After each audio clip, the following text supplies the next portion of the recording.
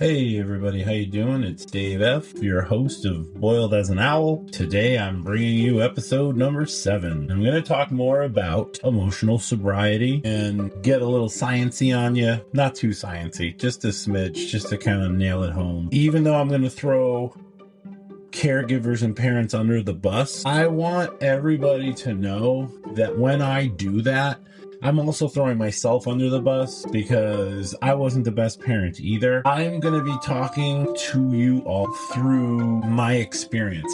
I'm sharing this information because a lot of this stuff doesn't get talked about, meaning we keep our discussions predominantly to the area of which program we're struggling with, whether that's alcoholism, drug addiction, what have you. I feel like the stuff that we are actually working through as we progress in our program gets the sideline. And yes, I get it. That's why we have sponsorship, and that's why we have camaraderie, and that's why we work with other alcoholics, because they help guide us through our sobriety. I also wish that we could speak about these things a little bit more as we get our sobriety legs. I started off this podcast in the first 6 episodes talking about program work and steps. And the reason I'm talking about emotional sobriety is because I want people to understand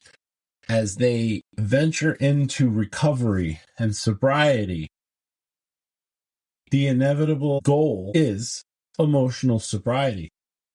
The limbic system, it's literally a network of brain structures that help us navigate regulation of emotions, gives us the ability to be motivated, and also helps us retain memory. The limbic system processes the emotions of fear, anger, happiness, and sadness. It helps us interpret and respond to emotional stimuli, contributing to our fight or flight response. If this limbic system help us process fear, anger, happiness, and sadness, and help us to interpret and respond to emotional stimuli, which will then instigate or initiate our fight or flight response, it's a pretty big deal, because the limbic system is controlling all this stuff. This is all well and good when you get the inputs for your emotions from caregivers and parents that themselves have emotional intelligence.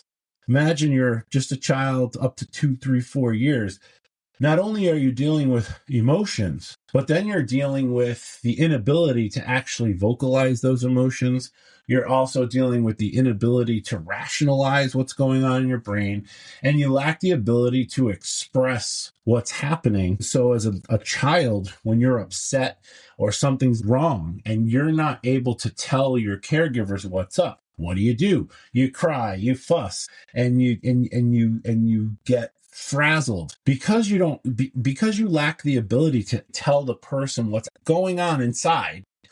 They try to guess, like, why is this child making a fuss? What do I need to do? If you have parents that are alcoholics or drinking alcoholically, they might not be alcoholics, but they're binge drinkers. They themselves have emotional issues that they didn't know how to process. You kind of just shut up and dealt with it. We were emotionally stunted as a collective. We really were. And, then all of a sudden, in the 50s and 60s, late 60s and 70s, people started talking about feelings. They didn't have the capacity to regulate. They were taught to just shut the hell up and deal with it and soldier on. The limbic system motivates us to seek reward and avoid punishment.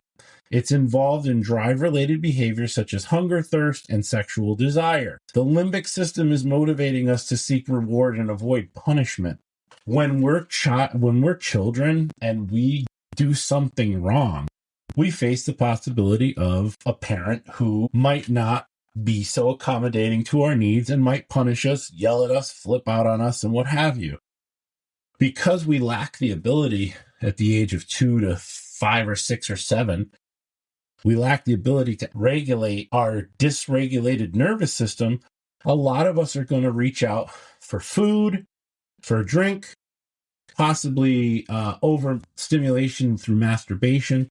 Those are the things we're going to do to balance out the fear and the anxiety that we're feeling in those situations. Memory formation and retrieval. The limbic system is essential for forming and retrieving memories, particularly those related to emotions.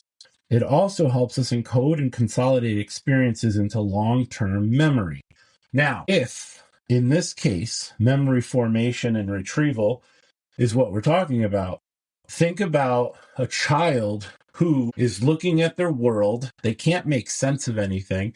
And all of a sudden, something happens and they are interpreting their data that they're receiving from the world in a fashion that scares them, terrifies them, maybe creates anxiety, what have you. And then the next thing you know, the parent is going, oh, just relax. I was right here. You're making such a big deal out of it. This little kid goes, holy cow, I'm making a big deal out of it. So every time I'm frightened or terrified, I know now that I'm making a big deal of it. So I'm not even going to bother telling the parent because the parent's going to tell me I'm overreacting. They're not even doing it on purpose. They're literally like, oh yeah, no, I was here, but you're freaking out. That's on you. And the child lacks the capacity to internalize that and make sense of it. Parents become defensive because their triggers pop up and they feel the guilt. How could the parent have handled that instead? Soothe the child, let that child, through reassurance, know that the parent was there and lovingly that child is now regulated and there was no defensive stance from the parent and there was no destruction to that child's brain. That happens a lot with parents and children too. There's a lot of really good spaces in time where there is growth, and then there are some traumatic episodes where there aren't. That's the whole point of evolution. We evolve eventually to be able to deal with ebbs and flows and ups and downs. Now, social bonding. The limbic system also plays a role in social bonding and attachment. It contributes to feelings of empathy, compassion, and social recognition. That's how we create relationships because we bond and attach in a social setting. So we have relationships with our parents, relationships with our siblings, relationships with cousins, and friends in society at large. The limbic system helps us format these bonds through the way in which we experience and process fear, anger, happiness, and sadness. It also influences sleep, appetite, and hormonal regulation. And it's also involved in complex cognitive processes such as decision making and problem solving. Symptoms of the limbic system can deal with fear, tension, longing, anger, depression, and emotional instability. So living in emotional sobriety becomes what it is that we have as a long-term goal in our recovery, because for many addicts and alcoholics, this system is so unregulated that it creates havoc. Living in emotional sobriety means that we have the ability to live in the middle of our emotions rather than in the extremes of complete apathy being one where you just have no feelings whatsoever, and then a fight or flight on the other end. And when we become able to navigate those extremes, we want to be living somewhere in the middle. That's what we strive for in recovery, that middle ground. That's what helps us become stable. But if we don't address all of the dysfunctional, unregulated aspects of our limbic system, and we don't know how to do that, and we haven't been given those instructions by our caregivers from a young age, we tend to stay in extremes and then get addicted to those extremes because the emotional addiction cycle is created in the absence of having this regulation occur by our caregiver. When we experience our emotions, we're quite literally having a body and mind experience. And we can feel fear. So like an example, we feel this fear and it can start out as tension in our bodies that inevitably pulls all of our blood from everywhere into our limbs for quick movements and the ability to run if we need to. When we were hominids, whenever we felt fear, that was an indicator that we needed to either get the hell out or arm ourselves for a fight, thus the terminology fight or flight. We can then experience the fear in our mind, which becomes the impetus for the actions we take in order to save ourselves.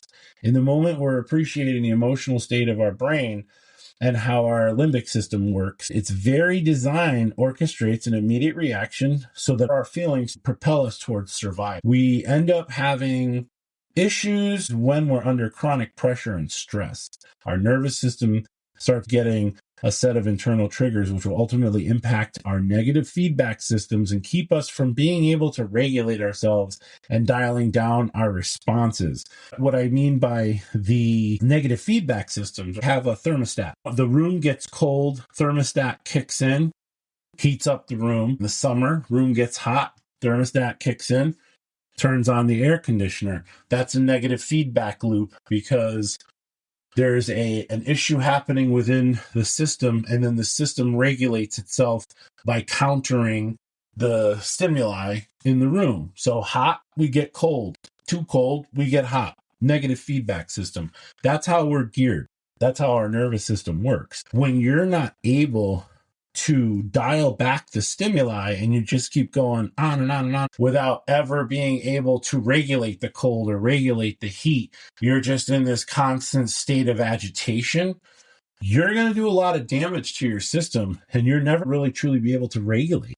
And that's where the dysfunctional problems occur in our addictions, because our addictions are what we use to create, or rather to negate, the negative feedback loop.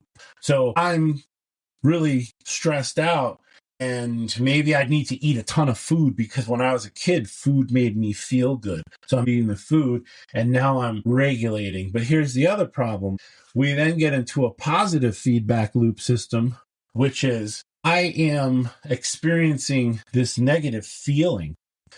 And because I'm looking outside of myself to create the resolution of said feeling by either eating, shopping, drinking, drugging, whatever, because I don't want to feel what I'm feeling. I'm not feeling pleasure, I'm feeling pain, and my limbic system wants to regulate because its main goal is to create pleasure. Now I'm using substances outside of myself. Here's what ends up happening. The negative feedback loop doesn't occur because I'm eating or I'm drinking or I'm drugging and I'm trying to self-medicate, self-regulate. And then what ends up happening is I kick into a positive feedback loop. I'm not regulating anything. I'm forcing more upheaval and more dissatisfaction because what might happen in my experience, if I eat too much, then I end up hating myself because I gain a lot of weight and I can't fit into my clothes and I can't go to the wedding this weekend because I feel embarrassed because I'm 320 pounds at this point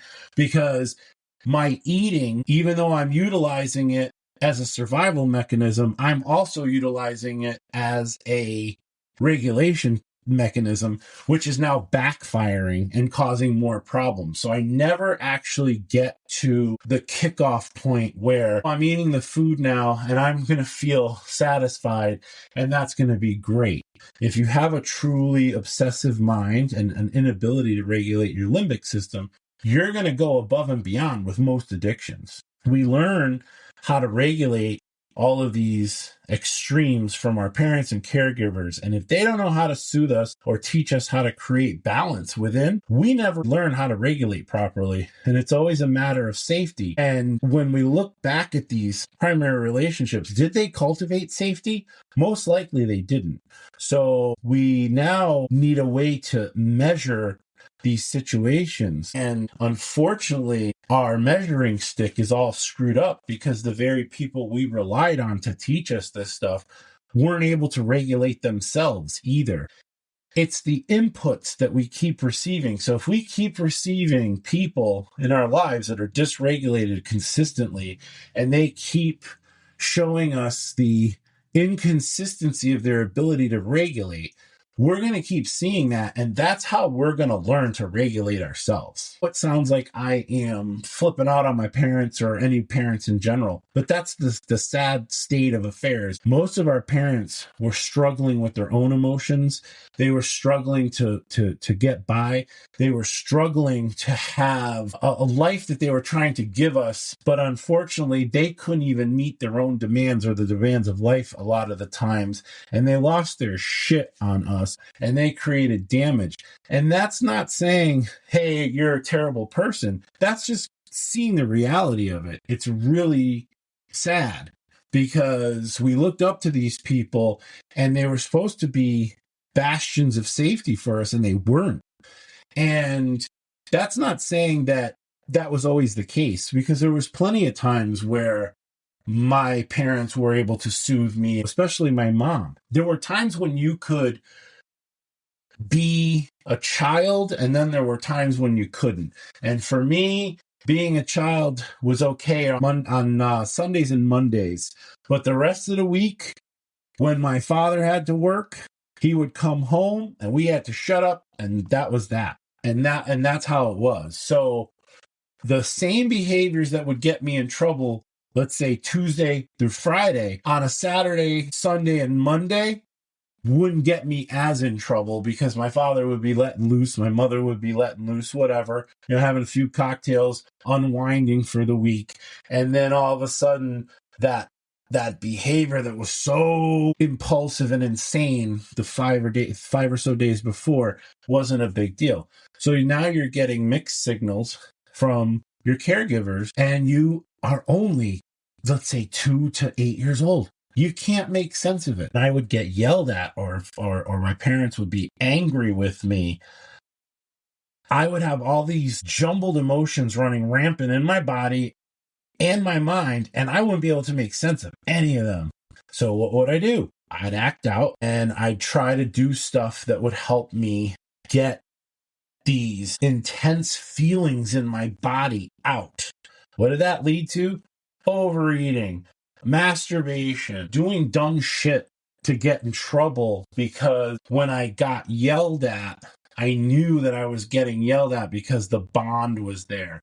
Because if there was any space of peace and serenity, I didn't know how to thrive in that, because the atmosphere of my home was chaotic. But when there was no chaos, I had mixed signals. There was the wishy-washiness. There was the representation of watching my parents being good to each other because they weren't arguing and they weren't doing this. And inevitably the shoe would drop and holy hell would break loose, and then we're safe again. It wasn't until I got older and actually started going into my own sobriety that I found out that the majority of people in my family, my cousins, they were all having the same kind of experience.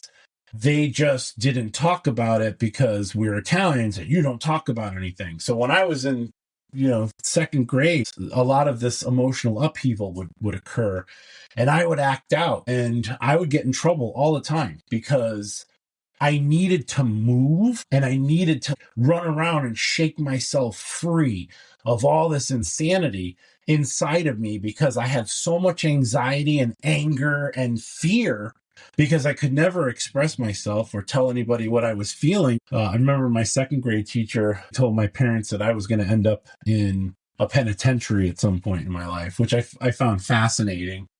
And I was just having this discussion with my buddy the other day, and I know this is kind of like a left field curveball, but if I hadn't made out with this one girl at the end of sixth grade, we were doing the party where everybody was spinning the bottle, and her and I were in this closet and we were just making out. It was the coolest thing ever. I was a fat, sweaty kid, so everyone used to make fun of me for my size. I had hair everywhere in sixth grade because I went through puberty way faster than everybody else. And I think I was like 5'9" in sixth grade.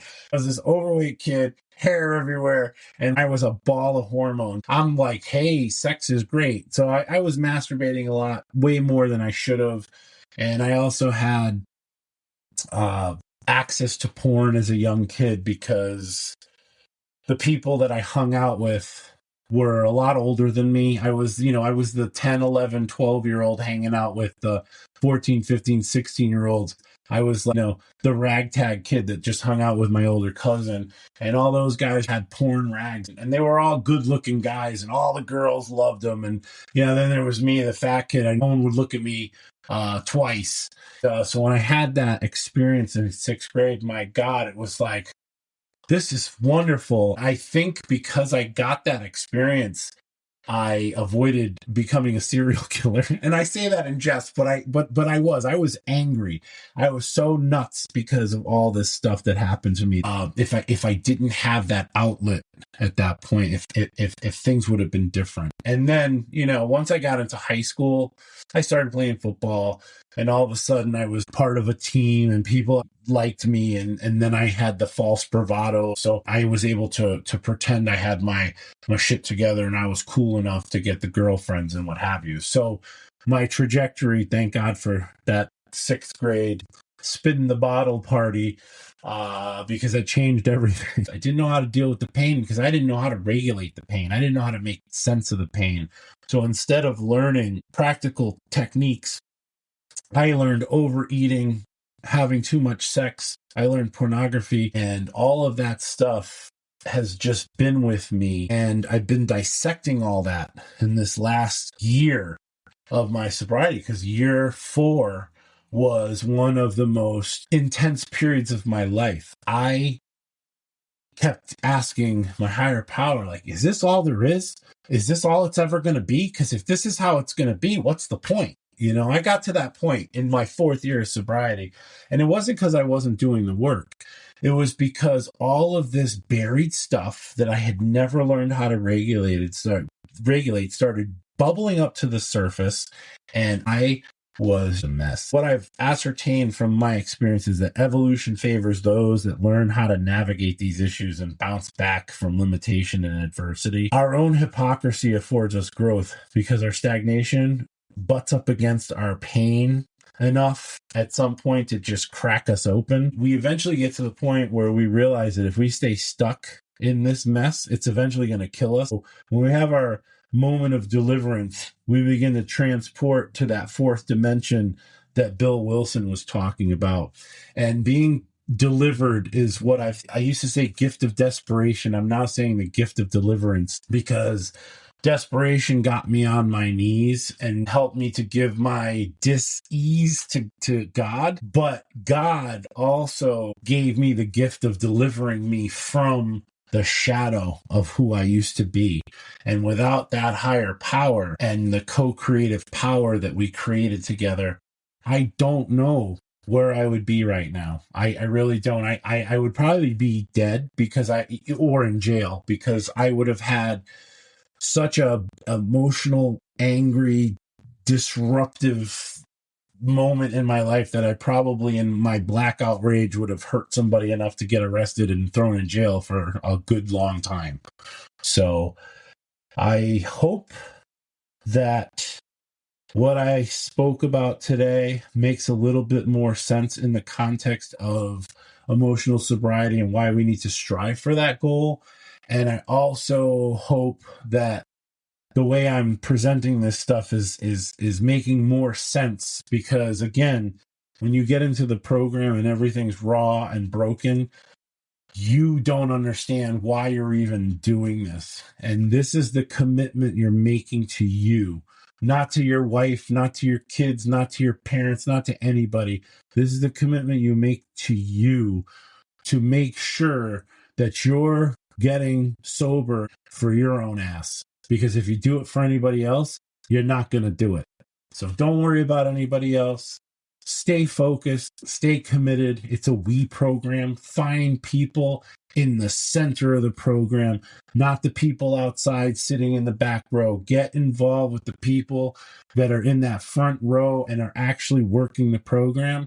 Get yourself a sponsor, because at the end of the day, you'll see that it's so much better to have sobriety in your life than dysfunctional bullshit day in and day out. God, grant me the serenity to accept the things I cannot change, the courage to change the things I can, and the wisdom to know the difference May I do your will. Thank you. Have a great day, everybody. Thanks for listening.